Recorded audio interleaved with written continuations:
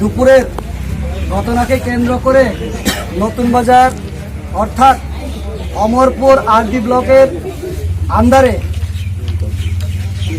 Block panchayat ভমরাছড়া পঞ্চায়েতের কিছু বিজেপির দুষ্কৃতীরা এবং বিজেপির গুন্ডা বাহিনীরা ওখানে আমাদের টিপামথার সাপোর্টারদের উপর আক্রমণ করে এবং লাঠিপেটা করে প্রচুর আমাদের সাপোর্টার্সদেরকে ইনজিওর করে ফেলে তারা। তারপরে আমাদের সাপোর্টার্সরা গাড়িতে করে নতুন বাজারে হসপিটালে আনার সময় নতুন বাজার সংলগ্ন ওখানে বিজেপি গুন্ডা বাহিনীদের দ্বারা যে ইনজিওর পারসন এবং তাদেরকে যারা সহযোগিতা করে নিয়ে আসছিলেন তাদের উপর অতর্কিত হামলা করে এবং আমাদের সাপোর্টারদের থেকে তারা যেভাবে লাঠিপেটা করে, যার দরুন আমরা ধিক্কার জানাই, নিন্দা জানাই। এরকম গুন্ডারাজ চলবে না।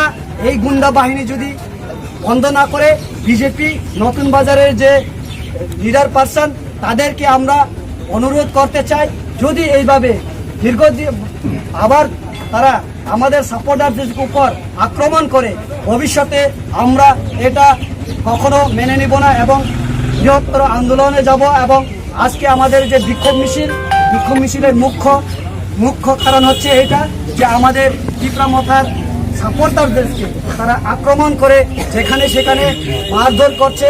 তার জন্য আমরা পদক্ষেপ নেব। ভবিষ্যতে যদি এরকম করে তাহলে আমরা কখনো মেনে নেব না।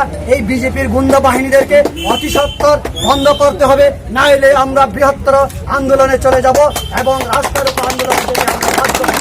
তার ধরুন আজকে আমরা তীব্রামথার ডিভিশনের উদ্যোগে এখন আমরা বিক্ষোভ মিছিল করেছি এবং এই বিক্ষোভের দ্বারা আমরা জানান দিতে চাই ভবিষ্যতে যাতে ওরা আমাদের উপর আক্রমণ না করে, তাতে আমরা জানান দিতে চাই সারা ত্রিপুরাবাসীকে।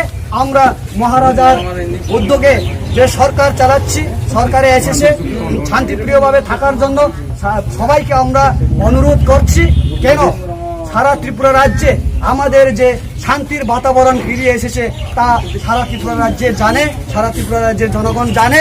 তাই বলে আজকে আমরা শান্তি শৃঙ্খলাভাবে যেভাবে আমরা আজকে বিক্ষোভ মিছিল করেছি এবং শান্তি শৃঙ্খলাভাবে আমাদের এই বিক্ষোভ মিছিলটা শেষ করেছি।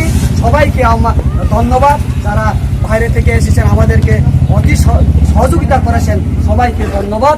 এই বলে আমার এইখানে কথা শেষ করছি এবং বুবাগরা লংলেপ, ত্রিপুরামথা লংলেপ, 12 দফা লংলেপ, 19 দফা লংলেপ।